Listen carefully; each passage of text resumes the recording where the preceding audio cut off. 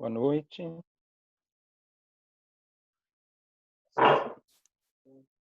Boa noite. Uhum.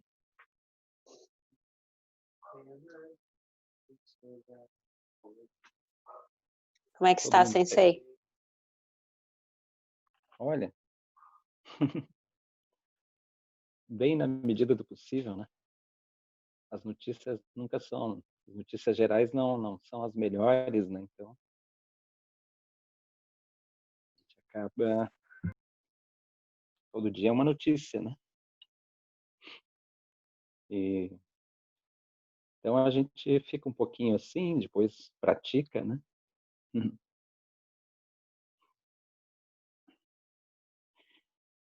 Então acho que a gente pode começar com a nossa meditação, né? E lembrando então de todas as pessoas que a gente conhece, dedicando que elas possam ter lucidez, que elas possam atravessar por esse momento da melhor maneira possível, dedicar todas essas milhares de pessoas que foram acometidas aí por essa pandemia, né? E desejar também que os governantes tenham lucidez, assim, que consigam dirigir as coisas de uma maneira apropriada, façam menos alvoroço, né?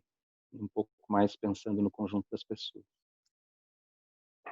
Então, a nossa prática de hoje é dirigida então para todos que a gente lembra. E também a gente ter uma atenção especial à nossa respiração, que vai ser um dos pontos que a gente vai trabalhar agora para entender a dinâmica da respiração relacionada aos rins. Então,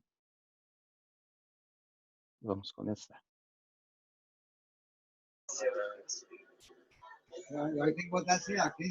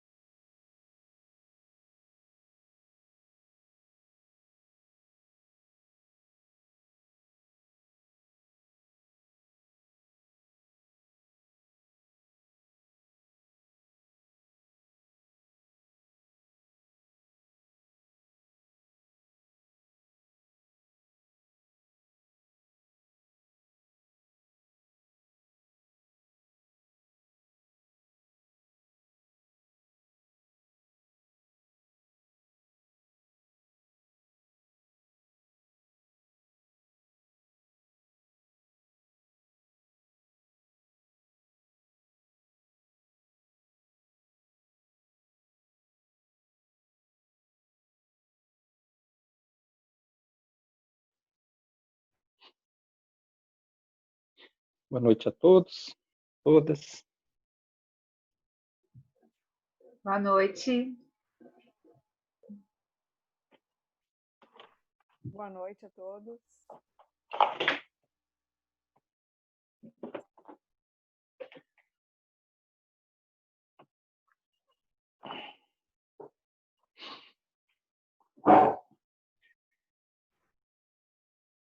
Quando a gente tinha aula presencial, a gente trocava ideias antes, né? E todo mundo perguntava um pouco. Agora parece que fica diferente, né? Mas espero que estejam todos bem, né? Então, hoje a gente vai continuar com Los Riñones, os rins. E a gente, se não me engano, a gente parou na parte que se referia a lombar, né? A gente chegou a falar sobre a região lombar e o Palácio dos Rins, acho que falamos, né? Senão a gente repete, porque eu me recordo que a gente foi até a parte no mínimo até a parte da audição, né? Então, os rins controlam a região lombar, que é considerada o palácio do rim. Então, quando a energia do rim é deficiente, as primeiras manifestações são dores e moléstias lombares. Então, bem importante essa informação, né? Então, quando as pessoas chegam para a gente com essa questão, em geral, elas vão vir por dor, assim, né?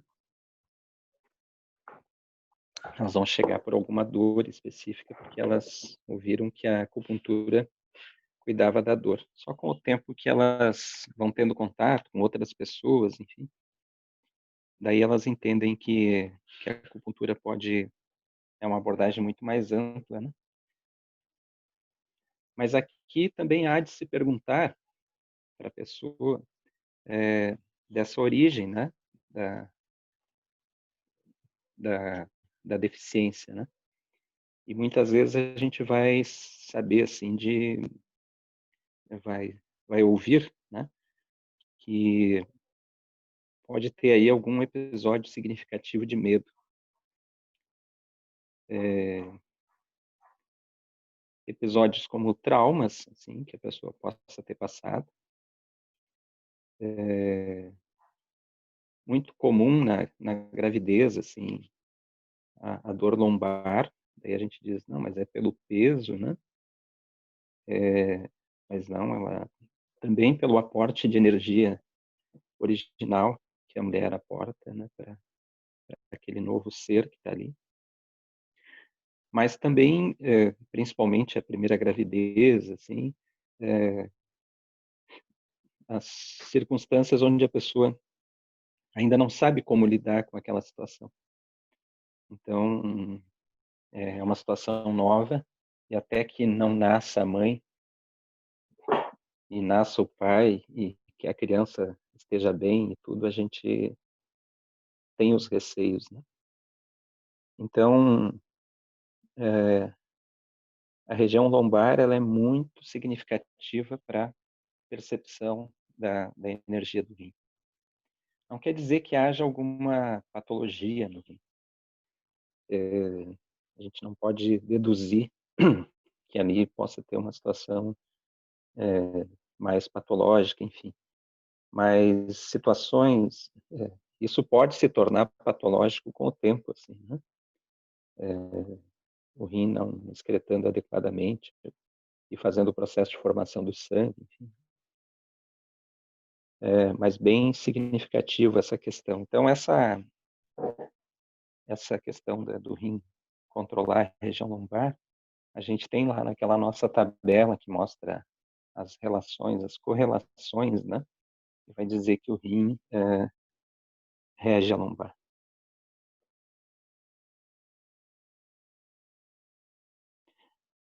O oposto, eventualmente, assim, Eu tive recentemente uma situação onde a pessoa teve a fratura entre L2 e L3. Exatamente ali na região onde fica o Shenshu, né, que é o transportar para oferecer das costas, né, ao rim. E teve uma fratura muito significativa. Num acidente de carro. E questionado, né, se a pessoa sentia, se ela tinha muito medo, se ela tinha muita, se isso teria revertido em alguma deficiência dos rins, enfim, ele me relatou que não. Então, eles notam que um acidente, né, significativo, morreram 2 pessoas, ele estava no banco de trás, isso já tem muitos anos, teve várias, ficou de cama durante 6 a 8 meses, se não me engano, e não restou o fato da fratura ser um objeto externo, uma deficiência da função dos rins, e sequer que ele tivesse episódios recorrentes de medo. Assim. Achei bem significativo.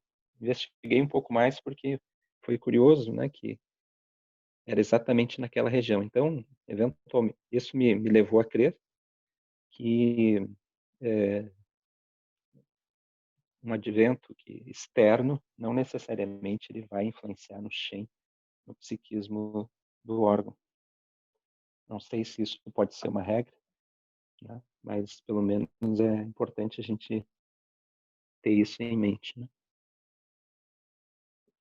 Mas, nesse caso, o que é recorrente nele é uma pressão na região lombar, ali naquela, bem exatamente na L2-L3, e que reflete na musculatura lateral. Então, ele, quando, porventura, num trabalho mais pesado, ele acaba tendo dores. Mas isso não foi para a esfera do Shen, nem para a esfera das funções renais.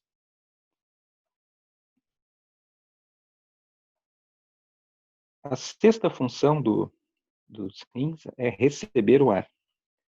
Então, eu comentei na nossa meditação inicial, a gente prestar atenção um pouquinho na inspiração, também na expiração, né?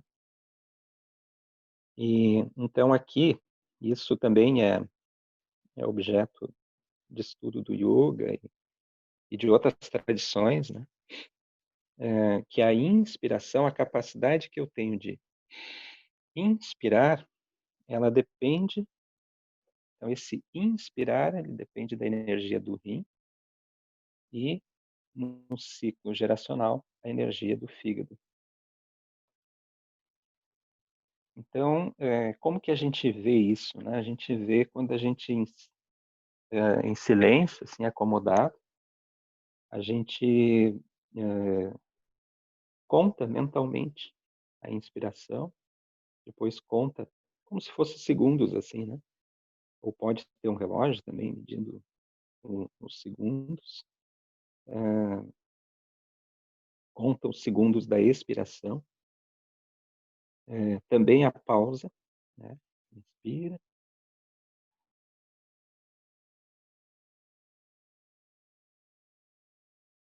Pausa.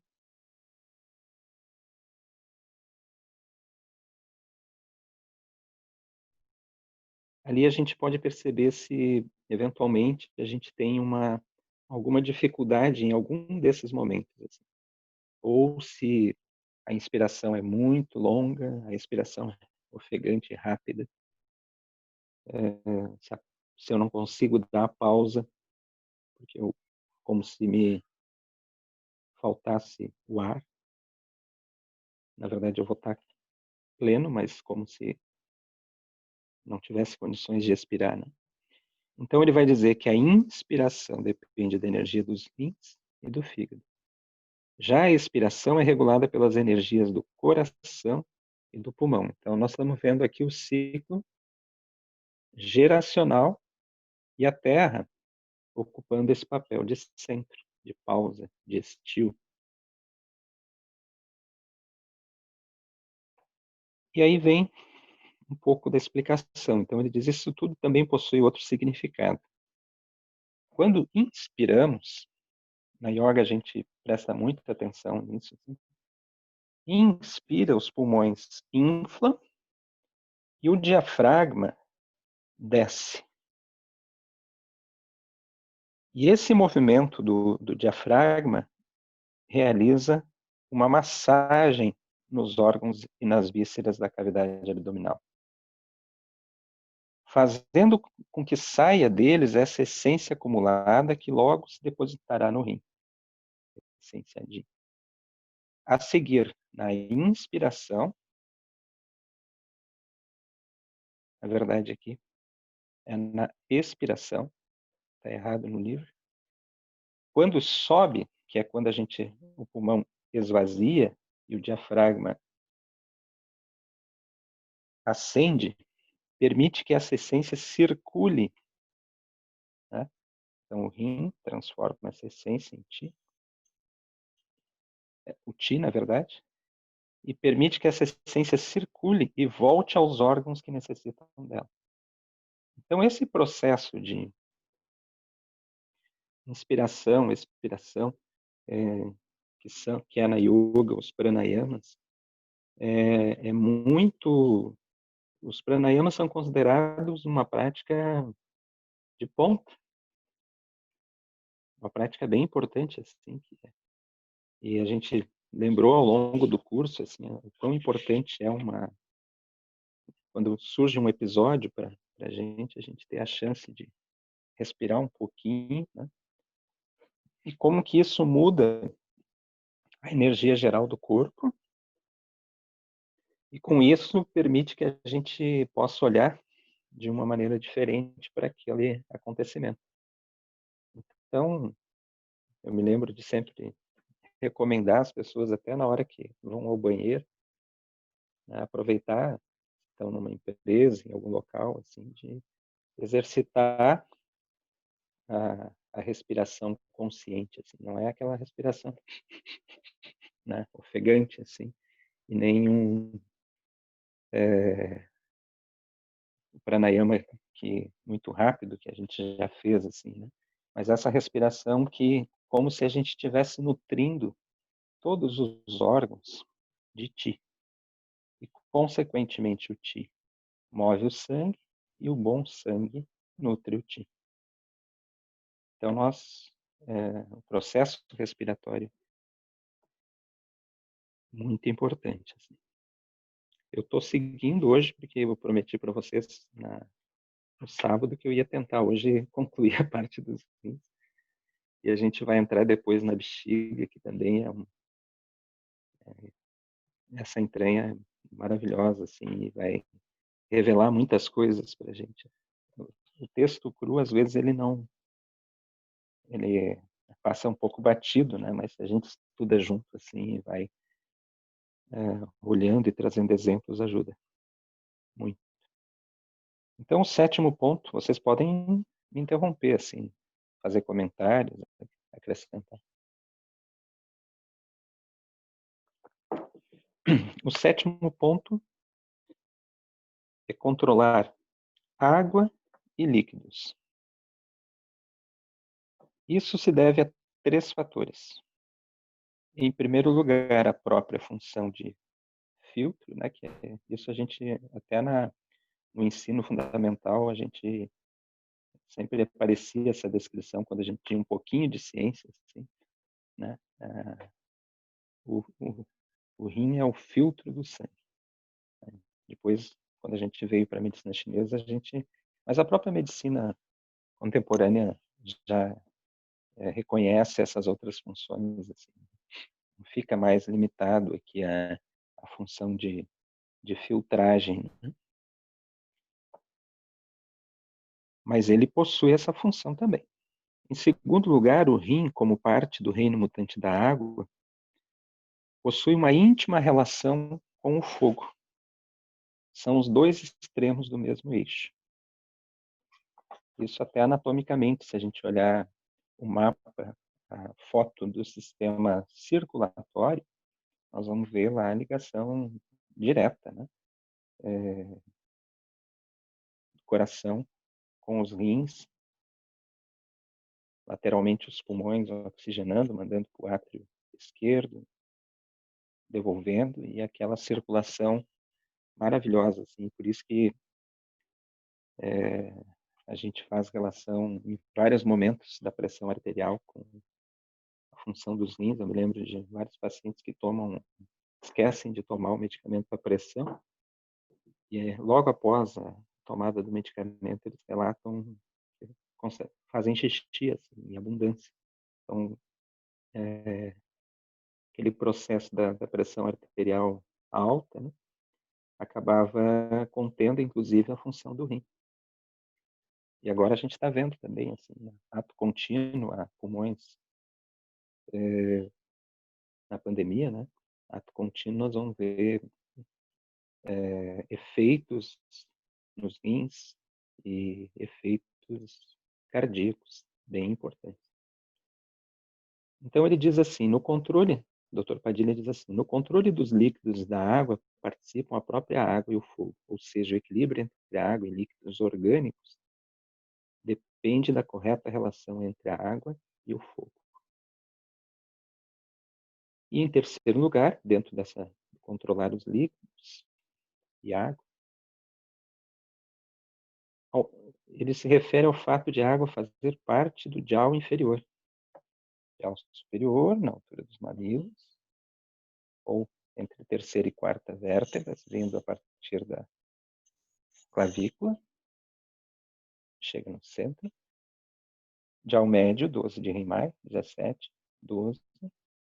E dial inferior, nas mulheres, 4 de Riemann, nos homens, 6 de Riemann, que possui uma íntima relação com os líquidos orgânicos.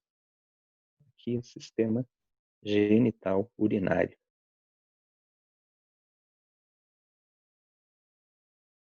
Também nas funções do rim, nutrir os cabelos. Como visto anteriormente, conforme estiver a energia do rim, ela se refletirá nos dentes, região lombar ou audição, e também, segundo o estado dessa energia, vai influir nos cabelos. As sobrancelhas e o púbis também pertencem ao rim. O estado dos pelos corpóreos depende da energia do metal. Então, já os pelos corpóreos, com exceção do cabelo, sobrancelha e pubis, também dependem, esses pelos dependem da energia do metal. Em época de muito desgaste intelectual, de muita responsabilidade, o cabelo se debilita e cai. Aqui tem um detalhe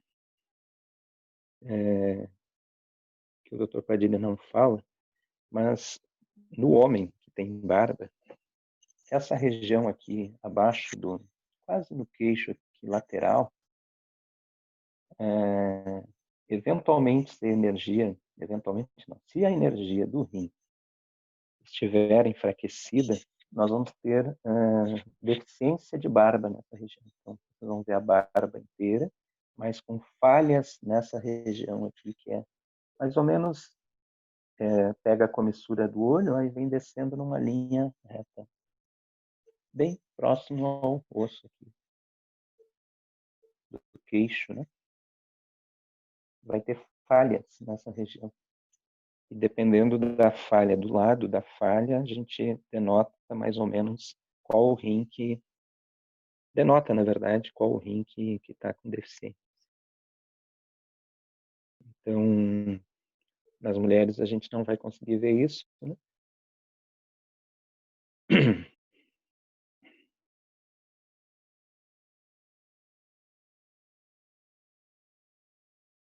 Mas isso é fato, assim,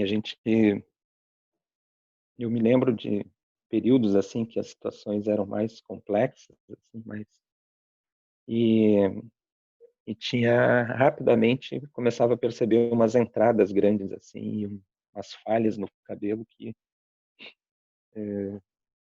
agora o interessante é que tem situações em que se recupera, assim. Então, mas o cabelo se ressente bastante da deficiência do rim. Na sequência, ele vai dizer, então, que aqui tem uma parte que é bem importante de vocês anotarem e estudarem porque isso vai ajudar a estudarem com bastante calma, porque vai ajudar nos tratamentos em geral, né? Porque a gente viu, né, que o que a gente quase sempre fala é que o rim forma o sangue, o fígado armazena e o baço distribui. Então ele diz aqui, só que aqui nós vamos ter um pouco mais de informação. Nós vamos fazer correlações entre os reinos. A gente sempre fala, né, que os reinos estão correlacionados. É muito difícil a gente pegar um reino específico e caracterizar só naquele reino.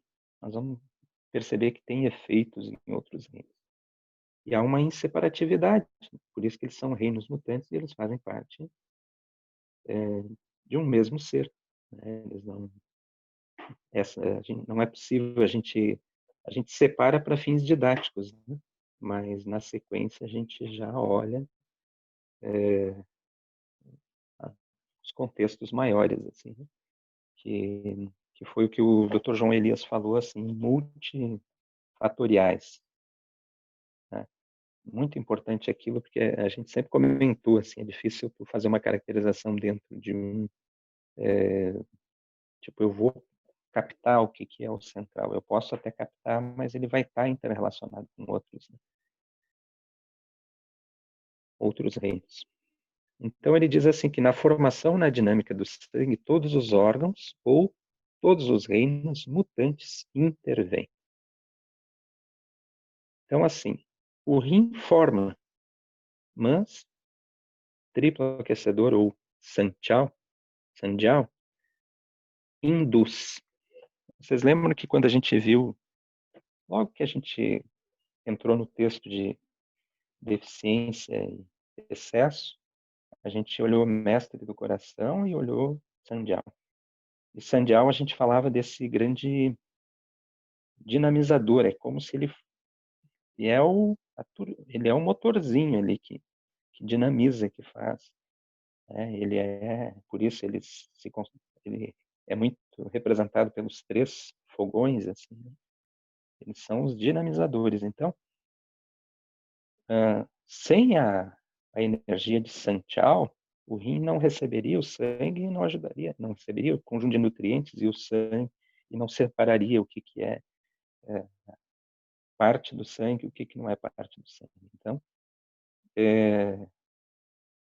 nós podemos então lembrar que Sanjiao ele pode ter um papel quando a gente está tratando de questões relacionadas à formação do sangue, a sua debilidade.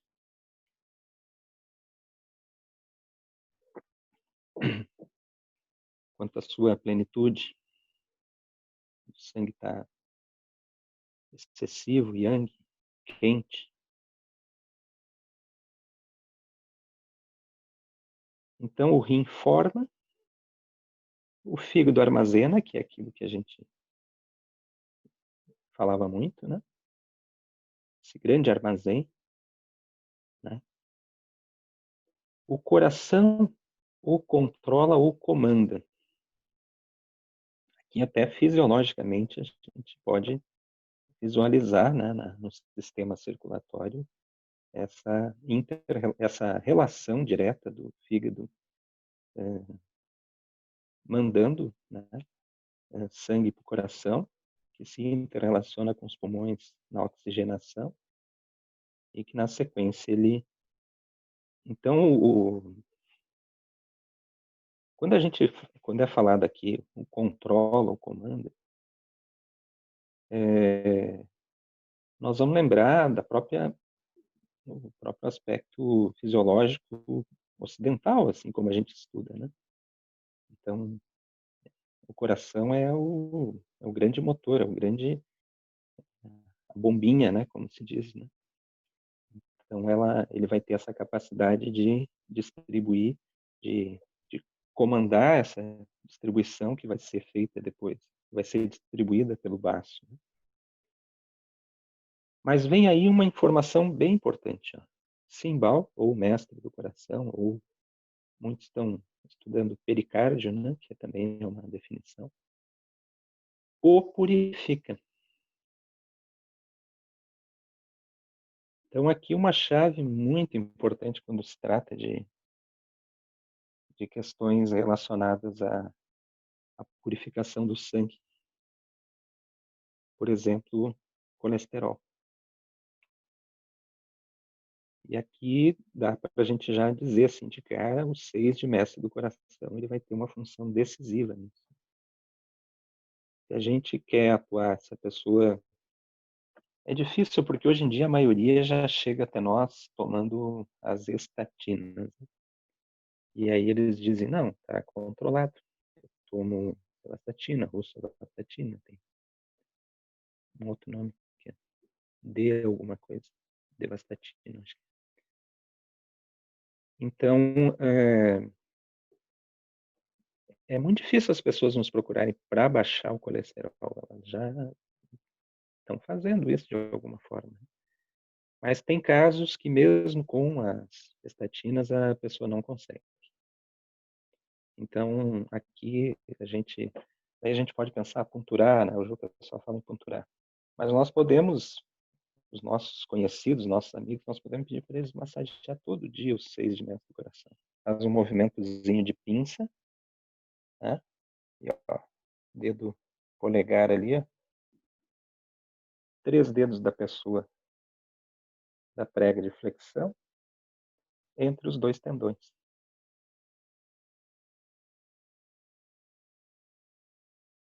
Esse é qual ponto, Juca, que falhou aqui bem na hora que tu falou? 6 de mestre do coração, Nei Quan.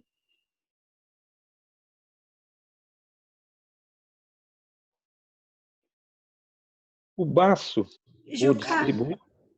Sim. aproveitando, eu não entendi ali que o triplo aquecedor ou sanjiao induz o sangue. O que tu quer dizer com induz?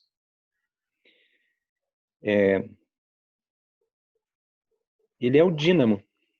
Por exemplo, a gente está andando de bike, bota um dinamozinho ali, ele gera energia, e a energia de Santial, ela vai fazer com que o sangue efetivamente chegue nos rins, saia do rim.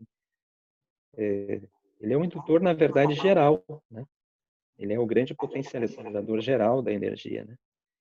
E é essa energia de Santial que vem do céu, que a gente diz que ela não é medida, né? Mas Santial, ele é esse dinamizador geral do organismo. E no Entendi. sangue ele tem esse papel. Tá bom, obrigada. Juca, assim, quando fala ali, então, no Sanjiao induz a formação do sangue, a gente poderia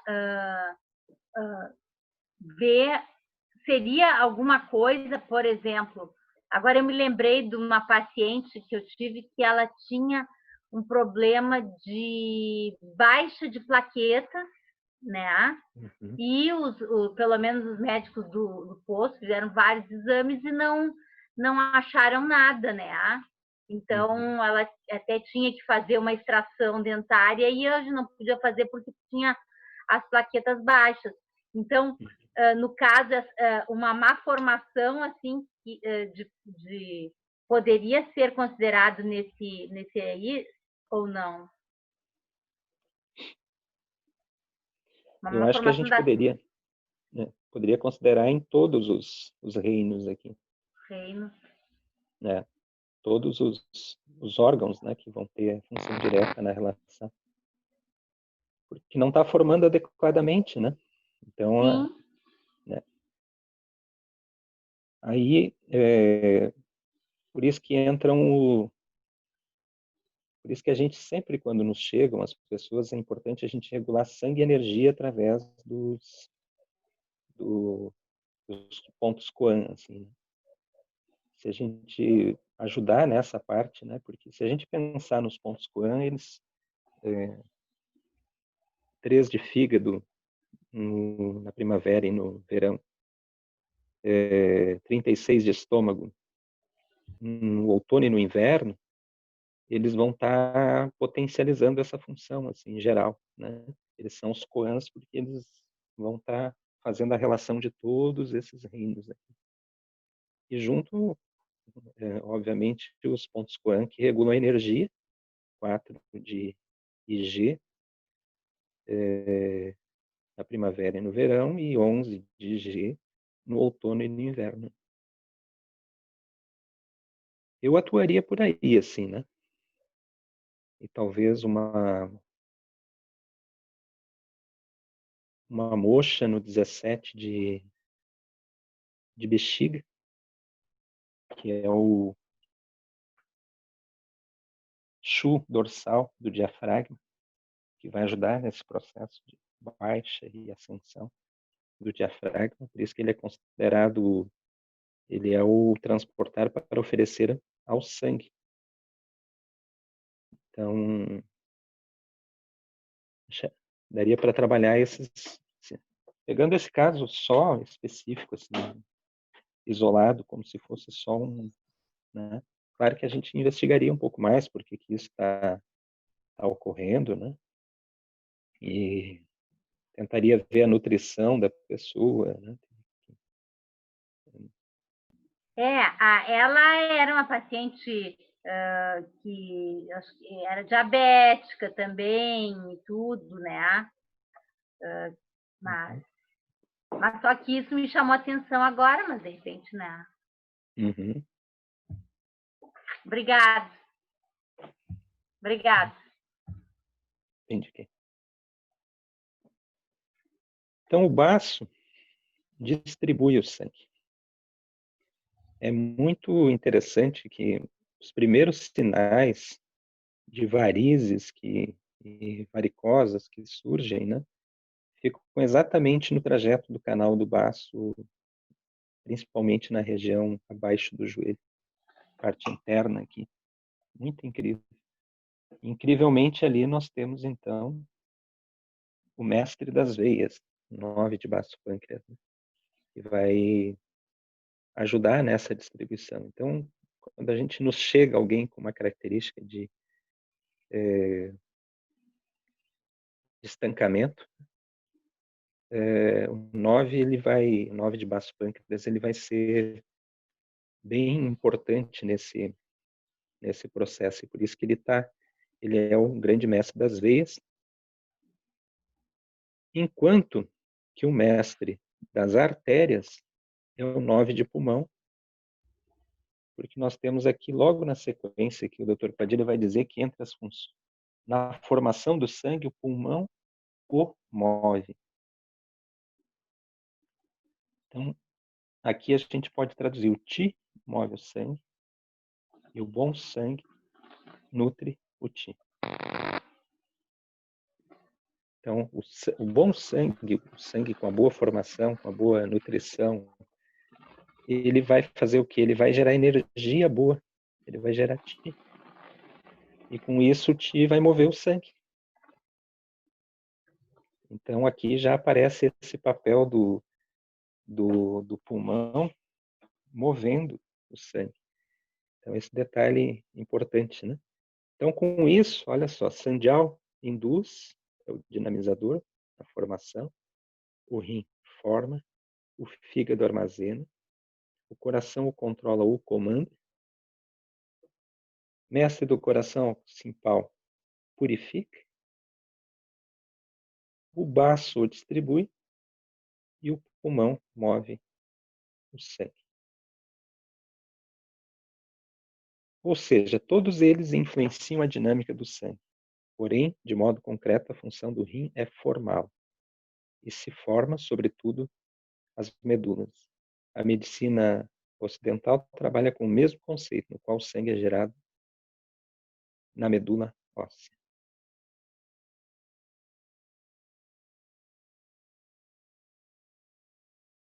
Que complexo, né? Deus teve que estudar muito para criar o homem assim. Foi muito tempo, né, para ver. Ninguém conseguiu copiar, né? o pessoal tenta gerar seres em laboratório e aquilo não acontece. Boa noite, Andréia. Chegou um pouco atrasada hoje, não sei o que aconteceu.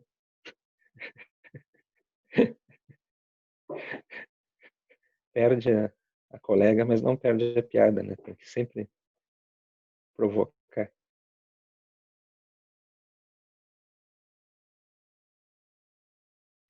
Recordar e concentrar a atenção. Essa é o 10º ponto das funções do rim. O rim possui essa função por sua relação com o cérebro.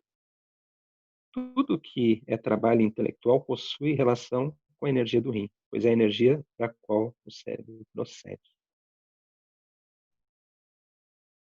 Então aqui ele não está se referindo, né, a uma visão que o cérebro é o que comanda, né? Ele vai dizer aqui que o cérebro é aquele sistema operacional que a gente acessa para fazer as operações funcionarem, né? Mas ele não é o que comanda, né? Ele é o sistema operacional que é acessado para que as coisas ocorram, né? Chamou atenção na aula do professor José Elias, o Lico, né? Que ele levantou que a medicina chinesa ela abordava muito pouco a questão do cérebro, né?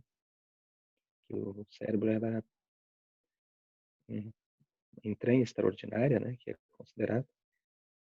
E então eu também não vejo muita coisa assim, mas eu acho essa abordagem que está aqui, que é simplória, né?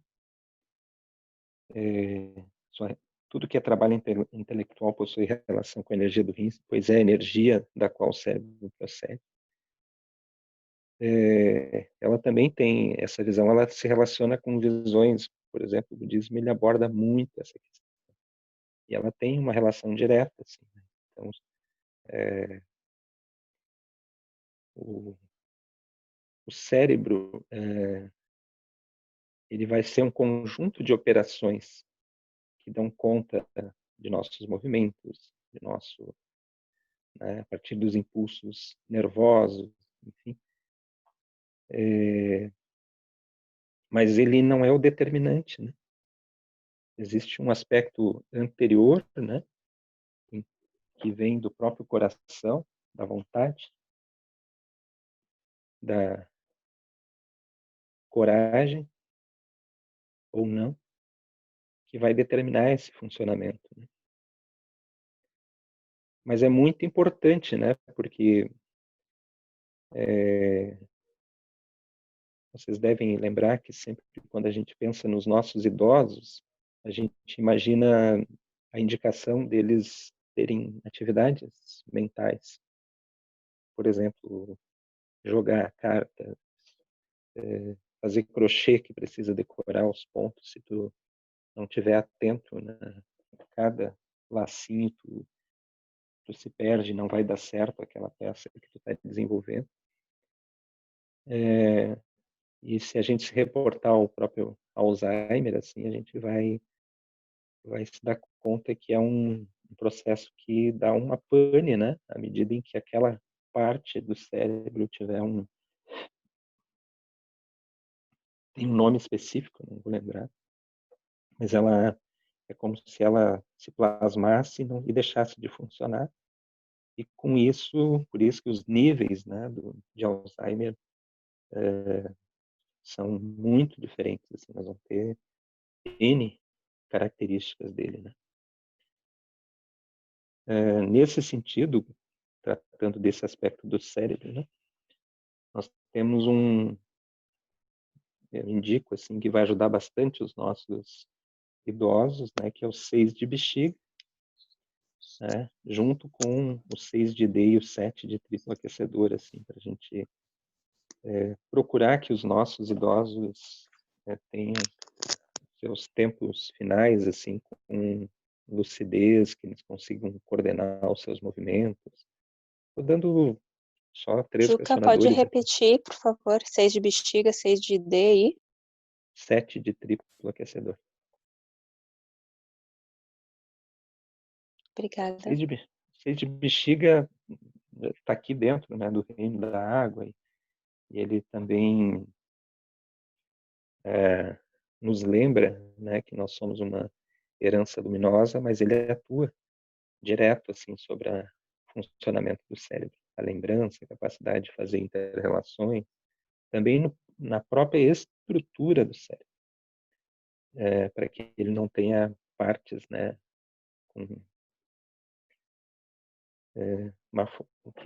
essas que se plasmam e que acabam fazendo com que as pessoas percam funções importantes, né?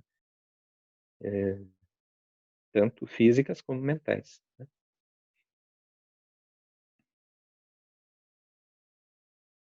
O próximo ponto, ele diz que as condições do rim determinam a habilidade e a capacidade de suportar a fadiga.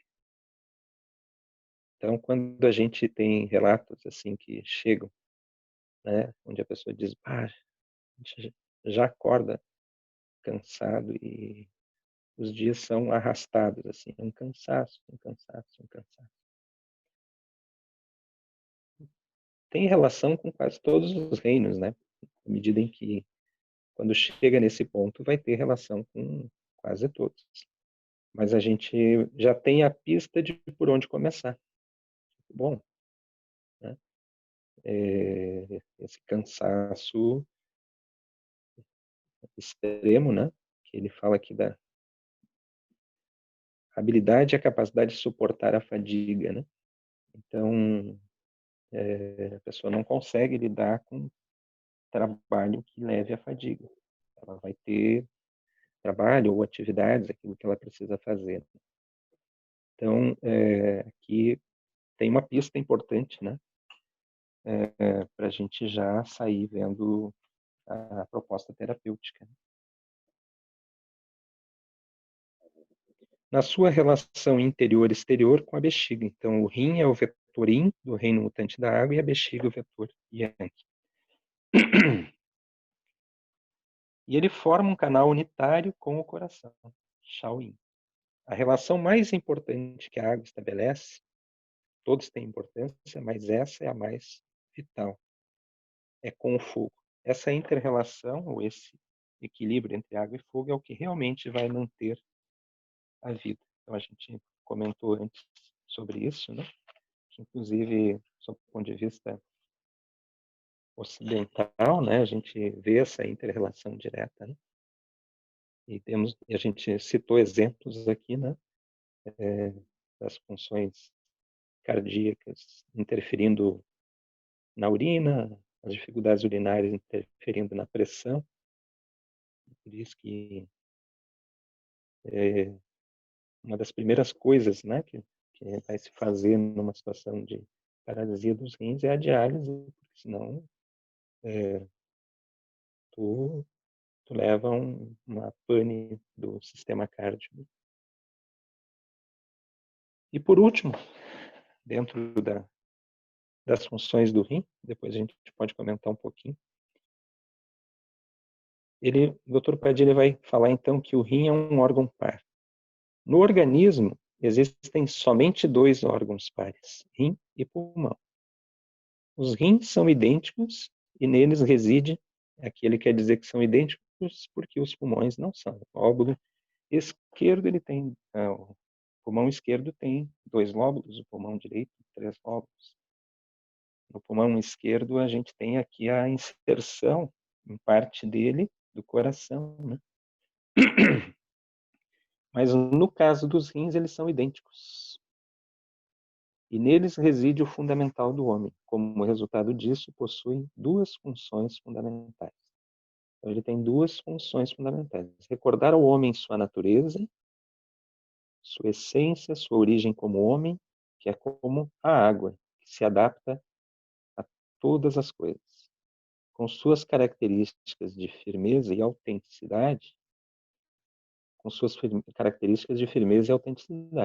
Isso é representado concretamente pela função de filtração de ambos os rins, a raiz yin, a estrutural. E, por outro lado, a raiz yang é a depositária das energias hereditárias. resumida nas energias celestes. É o projeto que o universo imprime ao homem.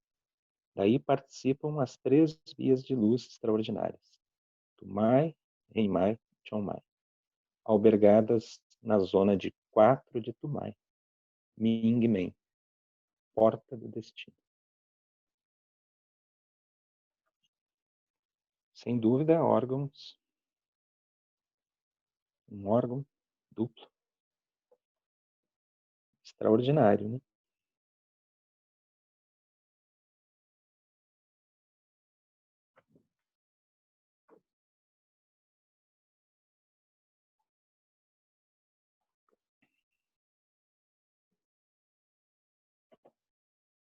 A gente começou pelo coração, depois vimos os pulmões, o fígado, o baço. Não sei se foi exatamente essa ordem, acho que o baço foi antes do fígado. E agora nós estamos vendo os rins, né? Aliás, a gente começou por mestre do coração e Sanchal, né?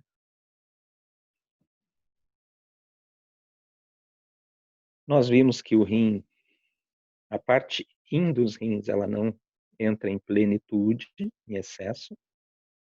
O que ocorre é quando há uma debilidade, uma deficiência da energia yin do rim, a energia yang se sobrepõe, né? Então nós podemos ter um excesso de energia yang do rim, que aí pode gerar os escapes de yang, que vão gerar taquicardia com aceleração, dificuldades do fígado, muita brabeza, muita raiva, azia, má digestão, inchaço abdominal, todo esse vento yang do rim que sobe e gera alvoroço. Então ele... E o que mais que a gente pode lembrar assim dessa passagem de 3 ou 4 encontros sobre o rim?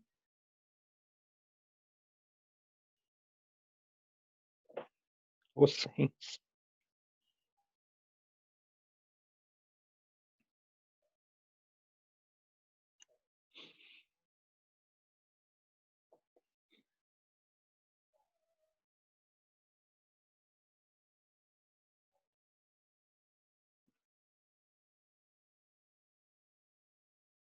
Juca, antes do Remember, tu pode repetir, por favor, ali essa questão do excesso de energia yang do rim, ataque cardíaco, aceleração, alvoroço. Alvoroço. Alvoroço é uma boa expressão. Também vai atuar sobre o fígado. Ali no fígado, as funções do fígado digestórias vai interferir, gerando azia, inchaço abdominal, má digestão, raiva. Assim, a pessoa fica brava, muito brava. E aí esse fogo, essa função que escapa, né, que vai gerar esse vento, ela vai fazer essas movimentações no coração, né? Vai interferir na dinâmica do funcionamento do coração e com isso, além das funções fisiológicas, né, taquicardia, arritmia,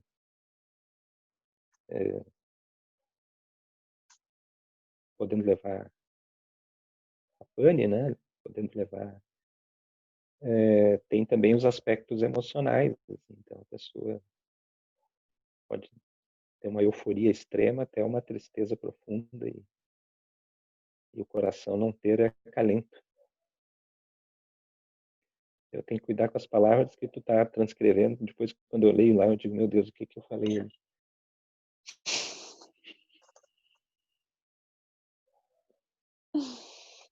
Então, aqui a gente, essas alvoroço, essas coisas assim, são meio linguagem meio gaudéria, assim. Então, o pessoal vai ver, isso é lá do Rio Grande do Sul mesmo, esses gaúchos.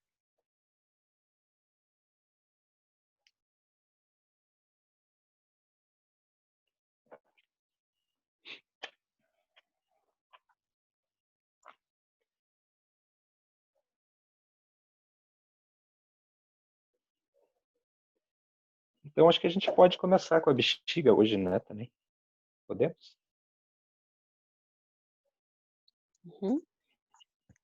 Aqui no livro eu vou pular a parte de ideografia, né, dos traços, porque eu realmente não tenho recursos para trazer aqui na tela e a gente voltar e ir e voltar.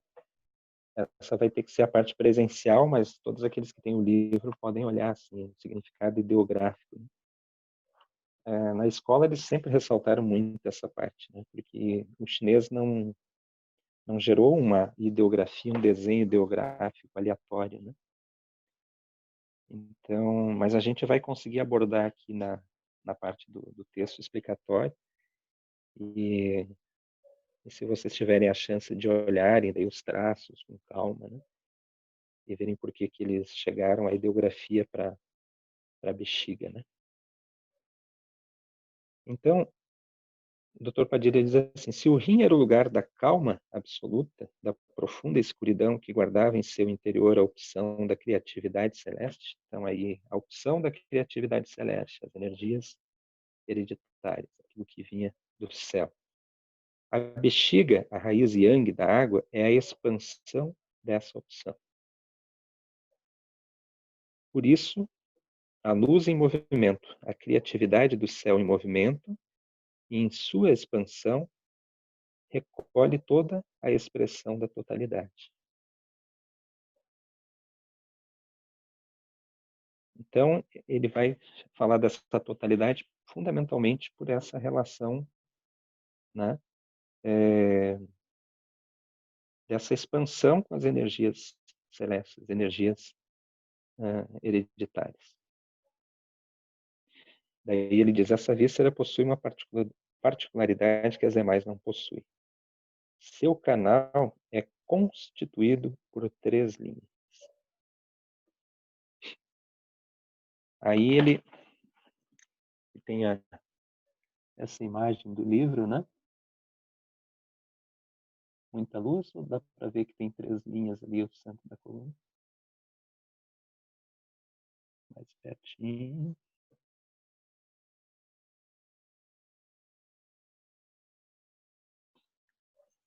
Então, nós estamos falando aqui que, de fato, a bexiga, né?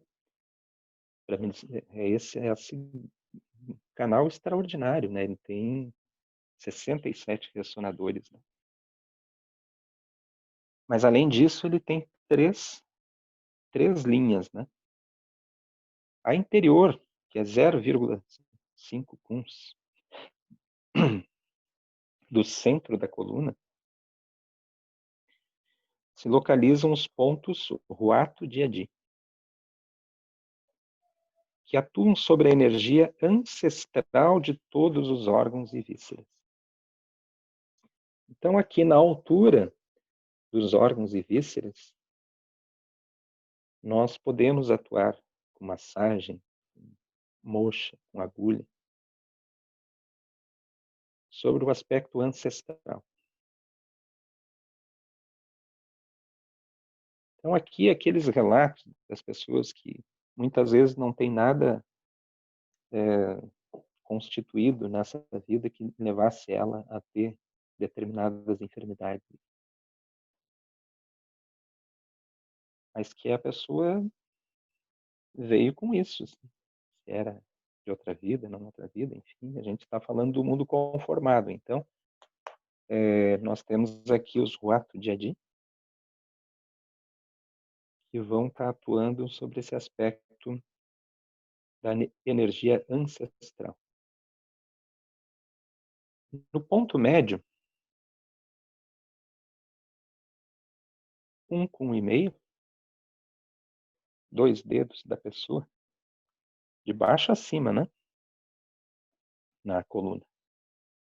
Nós vamos ter os pontos Yu, ou Shus, dorsais, ou transportar para oferecer, que harmonizam a função do órgão e da víscera. Então, aqui nós estamos falando das funções de órgão e víscera. Nós vimos que os Shus dorsais aparecem aqui em vários tratamentos dos casos clínicos que a gente olhou. porque eles efetivamente dão um aporte maravilhoso. Se a gente quer atuar sobre a energia do rim, 23 de bexiga, Shen Shu, Shen é rim, né? 1 com 1,5 lateral, entre segunda e terceira vértebras dorsais. Eu geralmente localizo pela última costela e venho até o centro aqui. Última costela, então a gente pressiona aqui, avisa a pessoa que a gente vai pressionar para ela não pensar que a gente está fazendo uma cócega, né? E aí a gente vem da última costela e chega aqui no centro, e do centro 1 com 1,5 lateral. Esse é um exemplo, né? Mas pode ter o 28 de bexiga, que é o próprio Yu de bexiga, o 20, Yu de baço. Vocês vão olhar lá cada ressonador desses, né? Está associado a um órgão, tem uma função, no caso do diafragma. E a 3 cuns, portanto, 4 dedos da pessoa, lateral à coluna, nós vamos ter os pontos Benshen, que atuam sobre a atividade psíquica dos órgãos. Então, aqui, no medo excessivo, nós vamos atuar lá no Benshen de rim, se não me engano, 52, 23, 28, 52, que é na mesma linha, só que aí 3 cuns. E assim, ao longo de toda a coluna.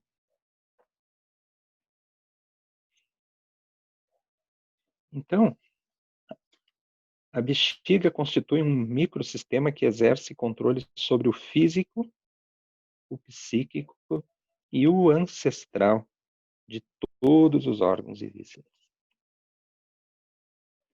Aí vocês entendem porque tem pessoas que realmente trabalham só com... Muita gente chega e diz, eu sempre vi agulhas nas costas. Né? Sempre imaginei que a acupuntura tu bota a agulha nas costas. E eles veem aquelas filas de agulhas assim. Né? É uma abordagem, né? Eu não estudei assim. Eu vou atuar mais de acordo com o diagnóstico, com as inter-relações que se apresentam na anamnese.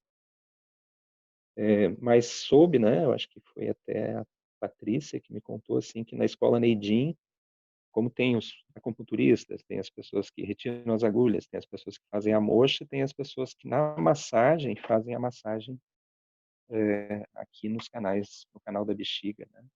Não sei se é mais específico o Rato de Adi, os dorsais ou os Benshen. Acho que foi tu, né, Patrícia, que comentou sobre isso. Acho que é uma boa coisa também, com delicadeza, né? Botaram a moxa de cima a baixo. Uhum. Bem bom. Uhum. A moxa já é tudo de bom, né? Ainda mais ali naquela região, né? Uhum. Talvez eles façam nos 3 níveis, né? Pois é, daí.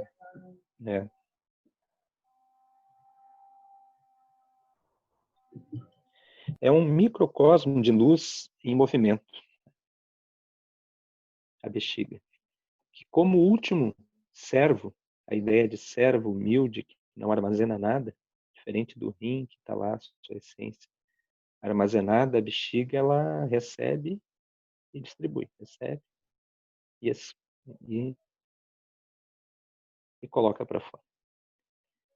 Recolhe o resíduo, a última gota da essência. Então, é o último servo cheio de humildade que recolhe o resíduo, a última gota da essência. É um resumo final que compreende em si mesmo a essência de todos que o antecederam. Por isso, seu órgão se situa no lugar mais humilde, o último, mas seu canal percorre a totalidade de sua estrutura, junto com a informação completa e precisa de todos os demais. Então, nós temos ali nesses 3 traços, né? Os pontos, o Rato de Adi, eles não têm número, né? Então, eles são na mesma altura, se a gente quer saber o ato dia a dia relacionado ao rim, na mesma altura, bexiga. Então, eles estão, só que eles não foram numerados pelas escolas ocidentais. Então, eles estão apenas na altura ali. A 0,5 cuns da coluna. Bem minúsculo, né? Então, ele continua dizendo assim: foi dito que a bexiga tinha como característica recolher a última gota da essência que não pode ser assimilada pelo resto da estrutura. Como ela recolhe gota, a bexiga constitui uma via que contém em si mesma a informação da totalidade. Desse modo, o conhecimento e o estudo das inter-relações da energia da bexiga oferecem algumas possibilidades terapêuticas indefinidas. Não é à toa que estamos no reino mutante da água, no qual são depositadas todas as opções do indivíduo.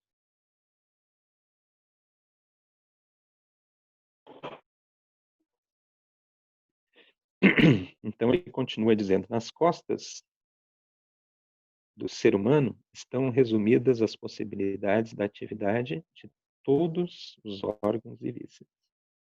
É o microsistema mais complexo e completo que o organismo possui, justo no tronco.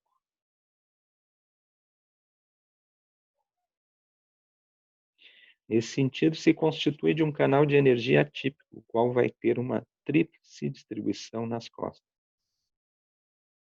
Em seu trajeto ao longo das costas se encontram 3 linhas que se desenvolvem paralelamente à coluna vertebral.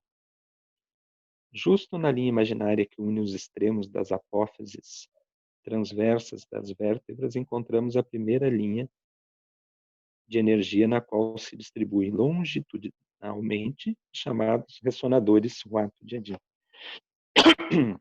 Então, aqui nas apófises transversas das vértebras, encontramos os Huato-Jiajin. Quando trabalhamos com esses ressonadores, estamos atuando fundamentalmente sobre as energias hereditárias. A gente falou um pouco antes. A segunda linha de energia está a 1,5, 2 dedos da linha média. Acolhe os habitualmente denominados pontos Yu da bexiga ou pontos de assentimento das costas, os quais respondem à ideografia de Shu, razão pela qual assim os denominamos. A interpretação que reflete fielmente a função desses ressonadores é transportar para oferecer. Então, eles transportam para oferecer a bexiga, ao rim, o baço, o estômago, intestino, grosso, delgado, todos órgãos em trem.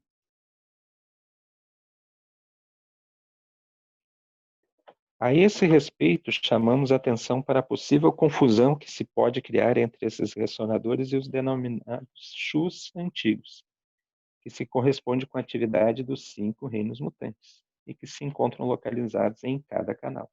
Então, os Shus dorsais não são os Shus antigos.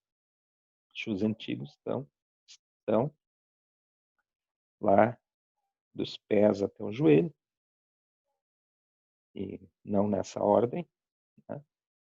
Mas estão nessa área, né? Entre os pés e os joelhos, e entre a ponta dos dedos das mãos e os cotovelos. Pontas dos pés até os joelhos, Shus antigos. Aqui nós estamos falando dos Shus dorsais, que têm essa característica de transportar para oferecer, mas que estão no canal da bexiga. Juca, eu não entendi ali os Huato-Jiajin, como que a gente seleciona quais que a gente vai utilizar no tratamento. Tá, eu entendi que tem essa conexão com as energias hereditárias, né? Eu entendi que, por exemplo, ali tu trouxe que se, por exemplo, a pessoa tem alguma patologia que não tem uma explicação causal, digamos assim, no comportamento atual dela, a gente pode relacionar com a hereditariedade, mas como eles não estão numerados, como que eu sei, né, qual deles escolher? fica na mesma altura dos ius dorsais, e os Benshen dorsais de cada órgão. Então, eu encontro o iu dorsal do rim, localizo ele e aproximo um cum, ficando a meio cum da coluna, bem na... Aqui essa explicação acho que ela está melhor, porque é bem na apófise transversa da coluna, né? Então, aquela que é na formação ali dos ossinhos da coluna, aquela que é lateral, assim, né? Então, fica bem na pontinha aqui, no extremo da apófise transversa das vértebras, né? Essa é a explicação técnica aqui. Mas é meio cum do centro da coluna. Meio centímetro. Não, meio centímetro, meio cum. Que é de cada um, né? Ou tsum. Às vezes é melhor falar tsum.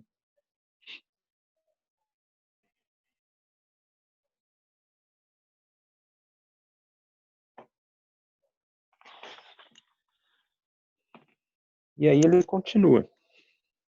Ele diz, a função dos pontos Shu transportar para oferecer é regular a atividade do órgão. Regular a atividade do Yin e do Yang. Mais especificamente, desenvolver a atividade que a totalidade do organismo necessita para produzir a vida. Então, vocês veem a importância, né, desses ressonadores.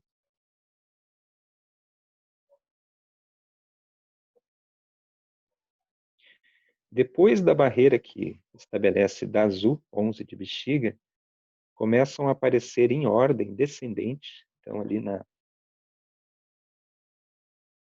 pouquinho acima do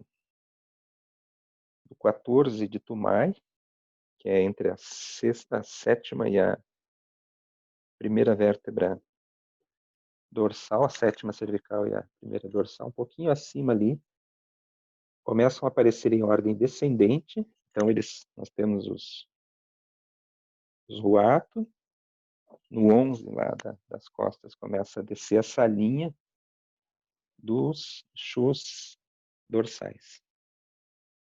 O primeiro a aparecer é o pulmão, já que a vida, independente do ser, está marcada pela primeira inspiração, a qual depende dele.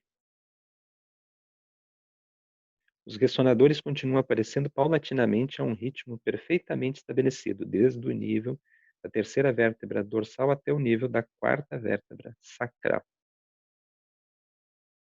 Por último, na terceira linha de energia, que está a 3 distâncias ou a 3 cuns da linha média, encontramos uma série de ressonadores que correspondem ao psiquismo de cada órgão e que são genericamente conhecidos por entidades viscerais.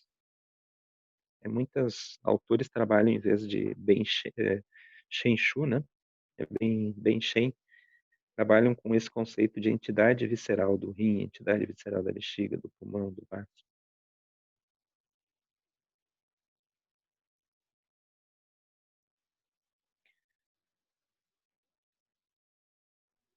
Graças a eles podemos... Juca, o vaso governador que está ali no meio também vai estar se relacionando nessa mesma altura com esses órgãos ou não? Tem alguma relação? Não? Não. Daí a gente vai... são outros ressonadores, né? Mas tem relação, tem. Vamos trabalhar, por exemplo, o Ming Men, né? Agora eu não estou lembrando de todos aqui, eu tenho que passar para Tumai para lembrar. Mas Ming Men é na mesma direção de Shen Shu, transportar para oferecer ao rim, e a bem Shen Shu, né, também. Então, teria que fazer uma relação. Eu não estou lembrando aqui, se algum colega está com a memória mais ativa que eu. Não, é porque eu penso que talvez, se for usar aquele tratamento da moxa nas 3 linhas, daqui a pouco eu pensei que a gente poderia estar também trabalhando no vaso governador, às vezes, até sem querer, assim, né? Porque é tão próximo. Sendo que o vaso sim. governador tem outro sentido de energia, né? A energia sobe, né? E aí a gente vai estar trabalhando de cima para baixo, mas enfim. Sim. Até estou procurando aqui para a gente dar uma olhadinha aqui para ver todos os que se relacionam, porque eu não me lembro de ver algum gráfico assim que mostra essa inter-relação. Eu vou dar uma olhada aqui. Tumai.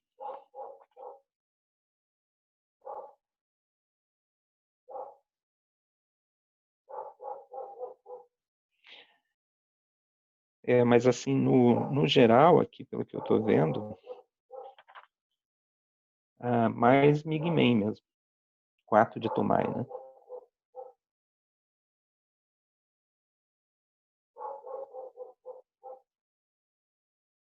Mas eles vão ter algum nível de relação, por exemplo, aqui o Ling Tai 10 de Tumai, relacionado sexta e sétimas dorsais, está na linha um pouco do coração, terráceo do espírito, então nós tínhamos que fazer um pouco essa inter-relação, assim, estudar um pouquinho ela.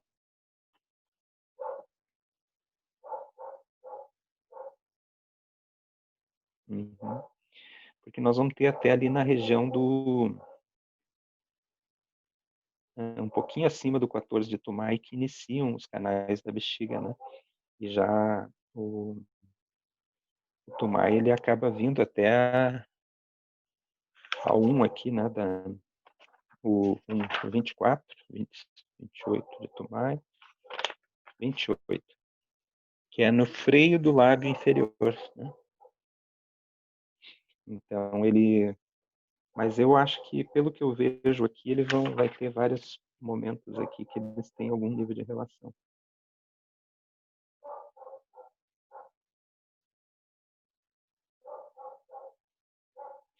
Mas a mais significativa é 4 de Tumai mesmo.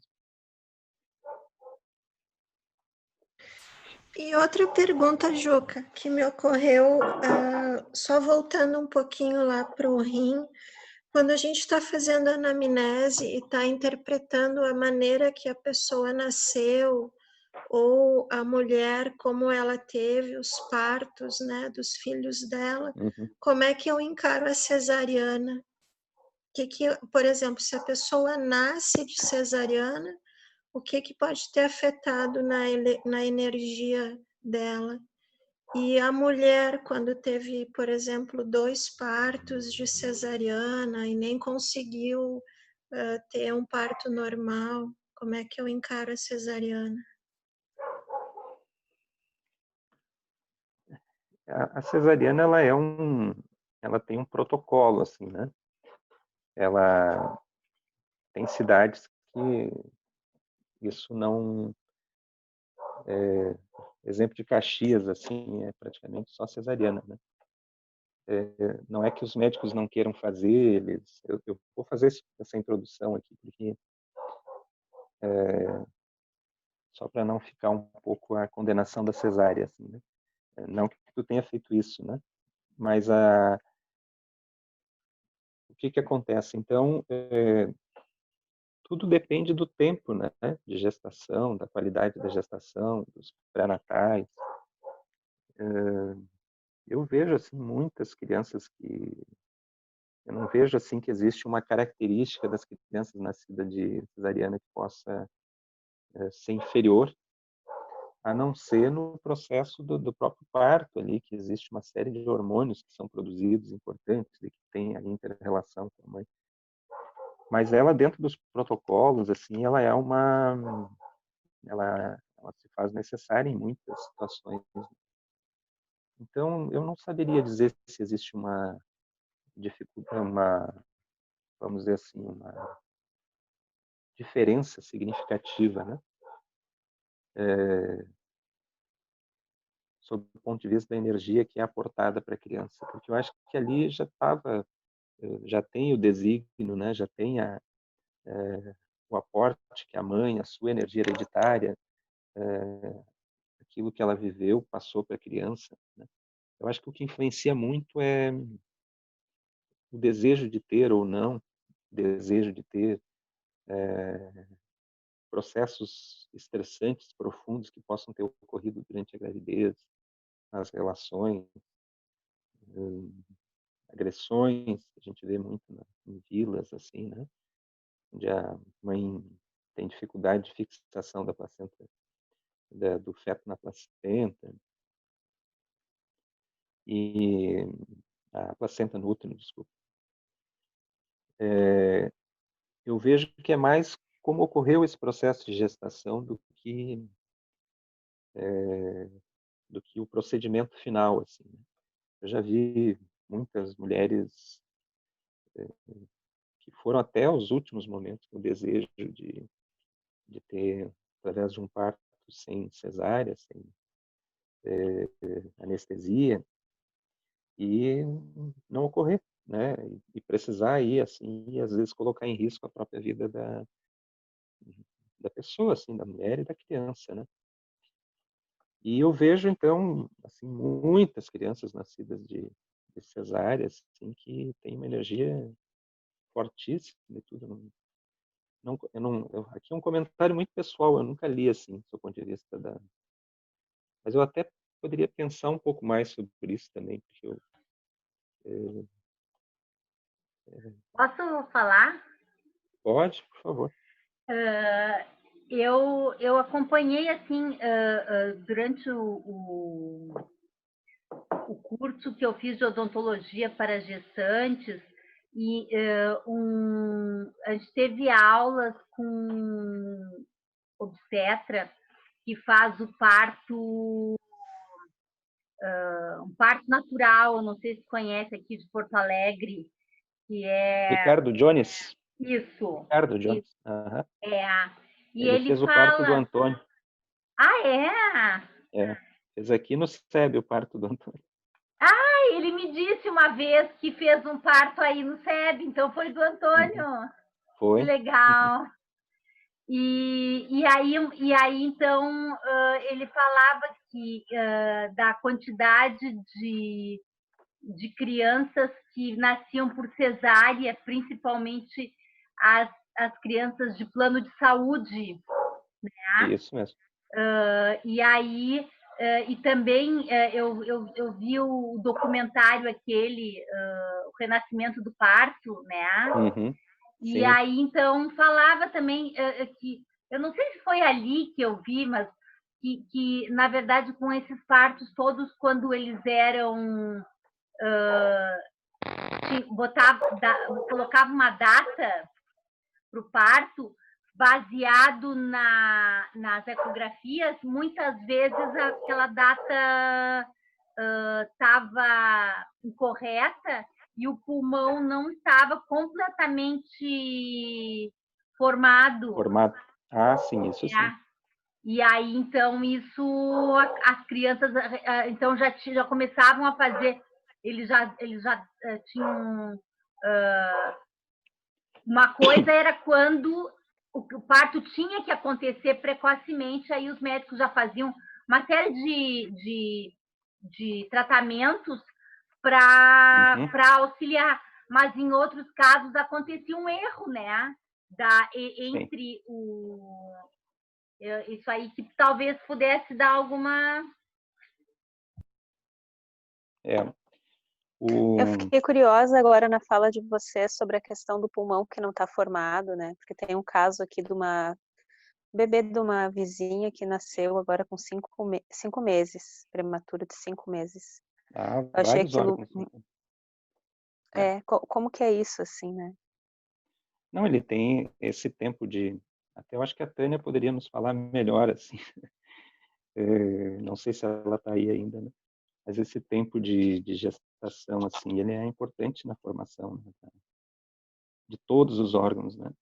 E essa situação prematura, né? Por exemplo, uma coisa que eu aprendi depois de ouvir muitos especialistas, assim, que cordão no pescoço, cordão umbilical no pescoço, não é motivo para te precipitar um parto, porque a criança não respira pelo sistema respiratório, ela respira pelo cordão. Então, o cordão está funcionando perfeitamente. E existem centenas de manipulações, existem manipulações que são feitas na hora do nascimento. O Antônio nasceu com 3 voltas. Isso não quer dizer que a gente arriscou, né? O Ricardo estava aqui, estava a esposa dele, que era enfermeira, e uma doula, e o Ricardo trouxe o oxigênio, ele trouxe todos os equipamentos. E ele mesmo disse, tem um momento que, dependendo da circunstância, nós estávamos prontos, a gente tinha decorado o trajeto, assim, preparado um trajeto para chegar o mais rápido possível no Divina Providência, onde ele ia lá também, atuar lá. Mas, eventualmente, tu precisa ter um procedimento hospitalar, né, ali na hora, então tu tem que ter essas ferramentas. E então essa questão do antecipar, por exemplo, tem uma cidade onde a dificuldade não são os médicos, são os anestesistas, eles só trabalham em tais dias. E todo parto que é feito na rede pública ou particular, não que o anestesista ele precise atuar, mas ele precisa estar presente.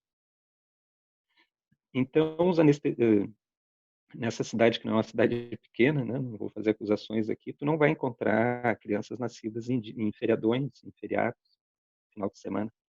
As crianças são todas nascidas dia de semana, direitinho, dentro do horário, de hora em hora, né, ou às vezes um pouco mais espaçados, porque são combinados previamente, né. Então, isso difere da ideia da cesárea como um procedimento que segue protocolo, né? Que protocolo é esse, né? Tem vários itens nesse protocolo. Tu vai tu vai optar pela cesariana, né? Então, por exemplo, mãe com pressão arterial muito alta, tem vários, né, exemplos, né? A criança, embora tenha dilatação, não sai a criança, não tem jeito. Aí tu tem fórceps, tem outras formas, né, que tu pode utilizar, mas daí a cesárea é uma solução protocolar, né, importante, que salva vidas, enfim, mas ela não pode ser usada, na minha opinião, né. Eu sou só pai, assim, né, não sou um especialista na área, né. Mas quanto a vocês lembram que tinha aquele fato, né, que a gente falou que eventualmente a pessoa tem uma demora na instalação da energia hereditária, mas que ela acaba vindo. Eu já vi vários exemplos de crianças prematuras, que elas se desenvolvem com uma saúde fantástica depois, assim. E esse caso de 5 meses é um caso excepcional, certamente foi avaliado as condições clínicas no pré-natal, se viu que tinha ali um risco grande, porque eles são casos mais excepcionais, né? Mas sempre ressalvando aqui a opinião de alguém que estudou um pouco para ser pai, para ter um parto o melhor possível para a mãe, né? Mas eu já vi casos das pessoas insistirem em ficar em casa, não terem acompanhamento, e a situação ter sido quase trágica, assim. E também já soube de exemplos trágicos, né? Então, não é assustar, mas assim, tu tem que ter a mãe, ela precisa ter uma segurança nesse momento. E tem um momento final, derradeiro, que a mãe, inclusive, vai precisar ter combinado coisas antes, né? Porque ela mesmo, eu vi um caso recente, assim, que a mãe teve um momento que ela disse assim, por favor, me dê uma anestesia. E ela tinha dito que não era para acontecer nada disso. Só que nesses momentos, chega ali no momento que eu não imagino como é, eu só imagino como seja, mas fisiologicamente os homens não têm essa coragem, né? Por isso que as mulheres são mais fortes, assim, né? Mas enfim, entrei numa seara que não é o meu, né? É mais uma experiência, assim, relatando. E eu acho que caberia entre nós aqui dar uma estudada de como se comporta a energia essencial, as energias hereditárias, para a gente saber, assim, mais no futuro, alguém trazer esse caso, assim, essa situação para a gente estudar.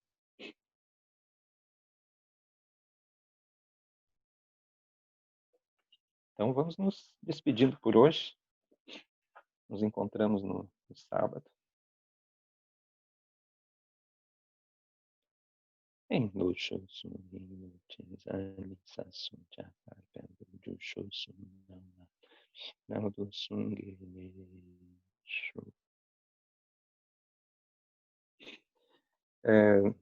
me veio agora, assim, só para comentar com vocês, inclusive, existe o Ricardo Jones, por exemplo, ele uma figura fantástica, a Zeza, a companheira dele, que é enfermeira.